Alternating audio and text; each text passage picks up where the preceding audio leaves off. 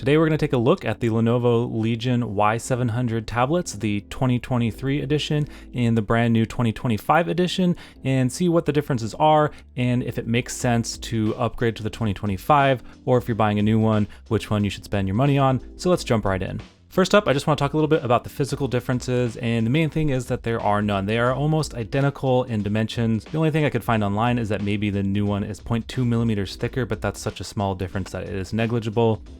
But one big thing is the camera bump on the 2025 is larger. I believe it's the same mediocre cameras, but unfortunately since that bump is larger, that does prevent you from using any existing cases that you might have purchased for the 2023 Y700. Speaker grills differ slightly. One has 3 holes, one has 4 holes, but overall nothing that big there. Of course, the one major difference physically speaking, and kind of leads into the specs, is that the 2025 does not have a micro SD slot.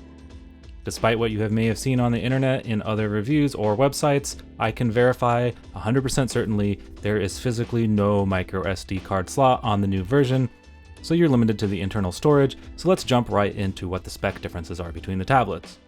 First and foremost, for the system on a chip, on the 2023 version we have the Snapdragon 8 Plus Gen 1, and on the 2025 version we have the Snapdragon 8 Gen 3, which is, as of today's date, the highest Snapdragon that you can currently get in a device, though we are seeing the 8 Elite, which is sort of the rebranding of the 8 Gen 4, hit the review cycle now for those that have early units. For this video, both of the tablets have the same storage specs, which is 12 gigabytes of RAM and 256 gigabytes of storage. They both also come in a 16/512 gigabyte variety. The displays differ slightly in that there are 144 Hz on the 2023 model and 165 Hz on the 2025 model. They both seem to have USB 3.1 Gen 2 ports. You still can only use one port for data at a time on either tablet. So if you plug something like a controller into one port, then the other port is no longer going to work for something like audio or portable storage, unfortunately.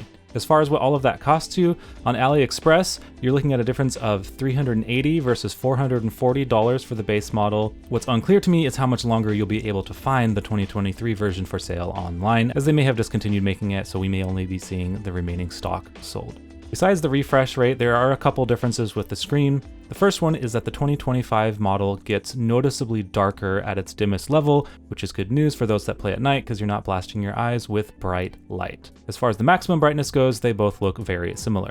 The colors both look same, they're both beautiful displays, and they're the same resolution, so overall, other than the brightness, or rather the dimness, and the refresh rate, the displays are very similar. In terms of audio, I had a really hard time telling a difference. If anything, the 2023 actually sounded like it had slightly more bass, but was maybe a little bit more distorted at higher volumes, and the 2025 was maybe a hair cleaner, but this is one that's too close to call, so I'm gonna give it a tie for these on audio.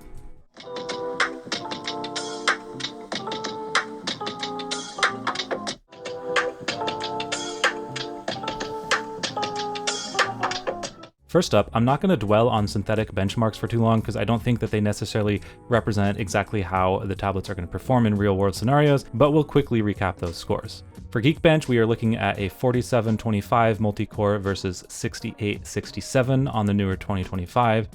For Wildlife Extreme, we have 2774 versus 4683 on the 2025.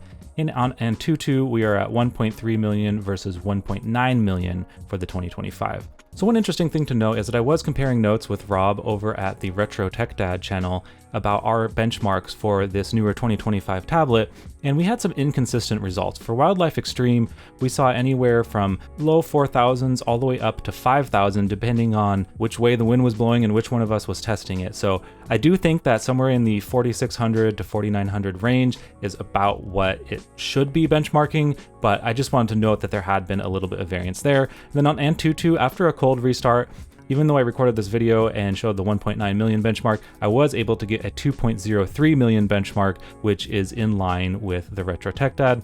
So there may be something going on the longer you leave the device on. Maybe it's due to temperature differences, but keep these benchmarks with a grain of salt. Let's jump into some real world performance tests and see whether any of these numbers actually matter. For the remainder of the performance tests in this video, you will see the 2023 Y700 on the top of the screen and the newer 2025 Y700 on the bottom of the screen. So with that in mind, let's take a look at some emulation, Android gaming, and streaming performance.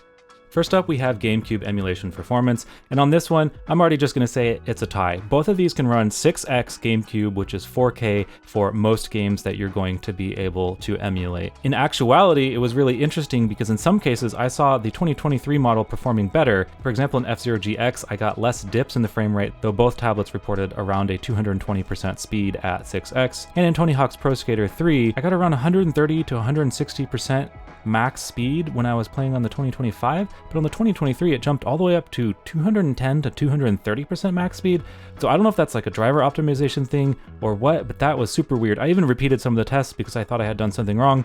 I'm a little stumped by this. If you know why, please let me know down in the comments where I might have messed up on this one. But either way, both of them are going to knock 4K GameCube out of the park, so you shouldn't pick one over the other for that specific use case.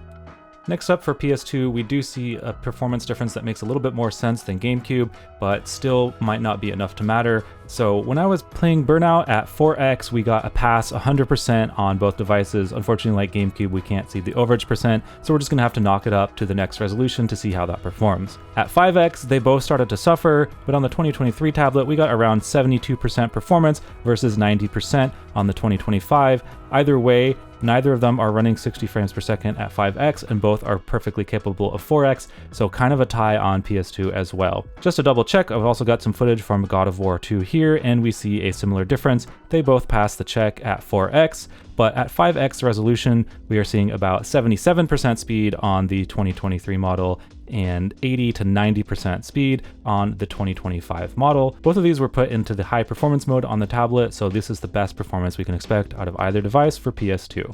Whether or not that extra 15 to 20% of juice is going to make or break it, it might for some PS2 games at 5x resolution, but do you really need to be playing at 5x anyway? Finally, in the last test for emulation, we're going to take a quick look at Nintendo Switch. I'm just going to look at a short section of one game because of how fragmented the landscape is with Nintendo Switch emulation at this point, especially with different varying levels of driver support across devices. I don't know that I can get super accurate readings here, but we will take a quick look. I'm using the Sudachi emulator with the Turnup Revision 25 drivers from just a couple weeks ago. In the intro scene of Super Mario Odyssey here, we can see some slight differences. On the 2022 model, I got a lot more hiccups in the frame rate, and it varied anywhere from 38 to 50 frames per second, most frames falling somewhere in the 45 frames per second range. But on the 2025, I saw more in the 40s for the dips and up to the high 50s, almost approaching 60 frames per second. So yes, we do get a little bit better performance, but at least in this particular demanding scene, neither of them can reach 100% playback. I think that Nintendo Switch might be one scenario where the Gen 3 extra horsepower could matter depending on the games you're playing,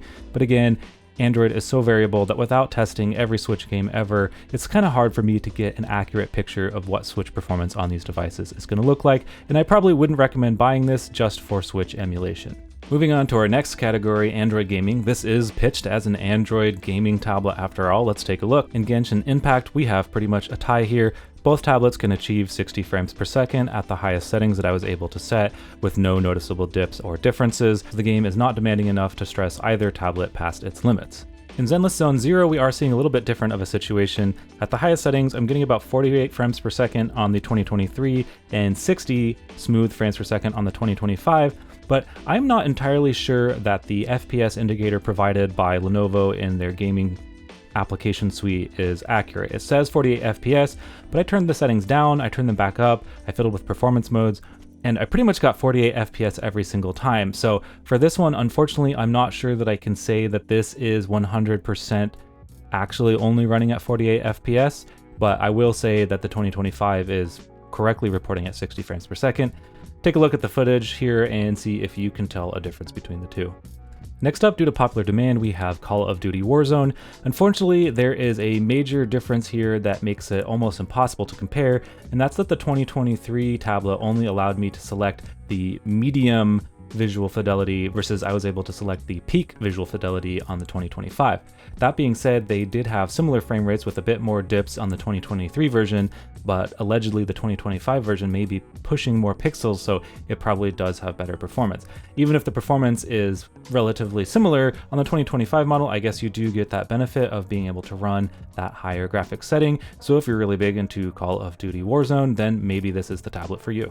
Finally, the last Android game, another request from a YouTube user here, we have PUBG, and on both of these tablets at the highest graphics settings I could set it at, it ran at 60 frames per second without any issue during the intro scene here. I don't play this game a lot, so I just did a quick drop to check the graphics settings, but yeah, both tablets play it perfectly fine.